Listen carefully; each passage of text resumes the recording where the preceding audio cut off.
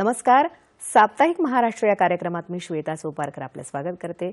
घेऊयात आढावा महाराष्ट्रातल्या आठवड्याभरातल्या ठळक घडामोडींचा.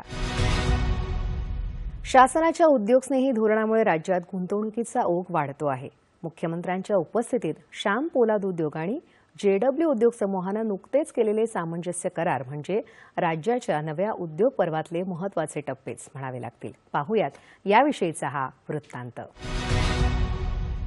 राज्यात अनेक गुंतवणूकस्नेही धोरणात्मक सुधारणा लागू करण्यात आल्या आहेत. गुंतवणूकदारांना केल्या जाणाऱ्या सहकार्यामुळे राज्यात सद्यस्थितीत उद्योगांचं नवं पर्व सुरू झाल्याचं मुख्यमंत्र्यांनी सांगितलं. मुख्यमंत्र्यांच्या उपस्थितीत श्याम पोलाद उद्योग आणि JW ग्लोबल उद्योग समूह आणि राज्य सरकारचा उद्योग विभाग यांच्यात सामंजस्य करार करण्यात आले, त्यावेळी ते बोलत होते. राज्यात गुंतवणुकीसाठी येणाऱ्या उद्योग समूहांसाठी प्रत्यक्ष उद्योग सुरू करण्याची प्रक्रिया सुटसुटीत करण्यात आली आहे, असंही त्यांनी अधोरेखित केलं. राज्यात शाश्वत ऊर्जा निर्मिती क्षेत्रामध्ये JW ग्लोबलच्या माध्यमातून गुंतवणूक येत आहे. केंद्र सरकारनं नागरी अणुऊर्जा क्षेत्रामध्ये गुंतवणुकीला परवानगी दिली आहे. त्यानुसार राज्यानं लहान मॉड्युलर अणुभट्टीमध्ये गुंतवणूक करण्यात देशात पुढाकार घेतला आहे. JW ग्लोबल इंडिया उद्योग जवळपास 1,65,000 कोटींची गुंतवणूक करणार आहे. यातून जवळपास 3,000 रोजगार निर्मिती होण्याची अपेक्षा आहे. तर श्याम स्टील उद्योग समूह चंद्रपूर जिल्ह्यातल्या गोंडपिंपरी तालुक्यामध्ये 10,000 कोटींची गुंतवणूक करून स्टील उद्योग उभारत आहे. या माध्यमातून जवळपास 8,000पेक्षा जास्त रोजगार निर्मिती अपेक्षित आहे. या करारांमुळे गुंतवणूकदारांची राज्याला असलेली पसंती पुन्हा एकदा दिसून आली आहे. राष्ट्रीय महिला आयोग तसंच राज्य शासनातर्फे मुंबईत महिला माध्यम आणि तंत्रज्ञान या विषयावर महत्त्वपूर्ण कार्यशाळा पार पडली. राष्ट्रीय महिला आयोगाच्या अध्यक्षा विजया रहाटकर यांनी या कार्यशाळेचं उद्घाटन केलं. पाहूयात याचा विशेष वृत्तांत.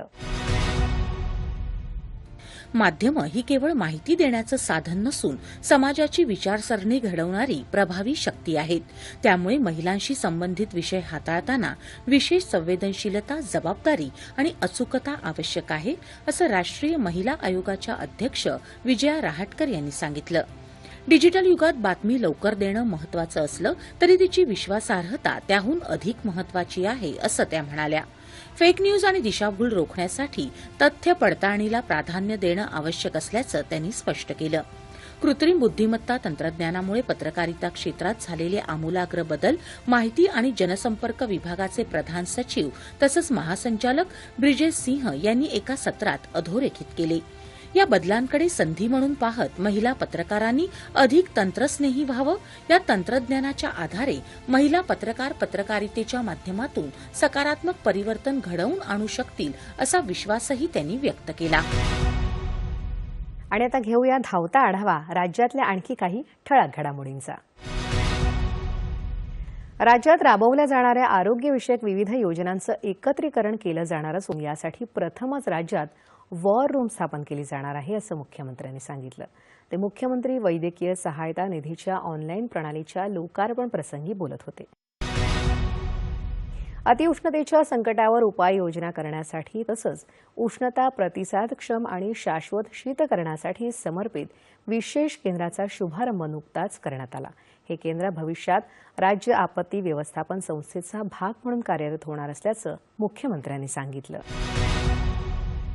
जगभरातून तसंच प्रामुख्यानं मध्य पूर्व आशियातून डेटा सेंटर क्षेत्रातल्या अनेक नामांकित कंपन्या महाराष्ट्रात गुंतवणुकीसाठी उत्सुक आहेत.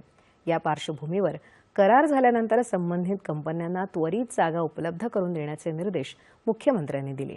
ते डेटा सेंटर संदर्भात झालेल्या बैठकीत बोलत होते. स्वातंत्र्य, समता, बंधुता आणि न्याय या मूल्यांवर आधारित लोकशाही व्यवस्थेचा पाया रचताना डॉ. बाबासाहेब आंबेडकर यांनी दिलेलं संविधान हे केवळ कायद्याचं पुस्तक नसून प्रत्येक भारतीयाला सन्मानानं जगण्याचा अधिकार अधोरेखित करणारा एक जिवंत दस्तऐवज आहे, असं उपमुख्यमंत्री सुनेत्रा पवार यांनी म्हटलं आहे. डॉ. बाबासाहेब आंबेडकर यांच्या जयंतीनिमित्त केलेल्या भाषणात त्यांनी बाबासाहेबांचं अमूल्य योगदान अधोरेखित केलं. कल्याण डोंबिवलीमध्ये मेट्रो 5 आणि मेट्रो 12चं काम प्रगतीपथावर असून एकदा मेट्रो धावू लागल्यावर वाहतूक कोंडीचा त्रास बऱ्याच अंशी कमी होईल, असा विश्वास उपमुख्यमंत्री एकनाथ शिंदे यांनी व्यक्त केला. ते कल्याण इथं एका कार्यक्रमामध्ये बोलत होते. आणि या होत्या राज्यातल्या गेल्या आठवड्याभरातल्या महत्त्वाच्या घडामोडी. पुन्हा भेटूया पुढील भागात. तोपर्यंत नमस्कार.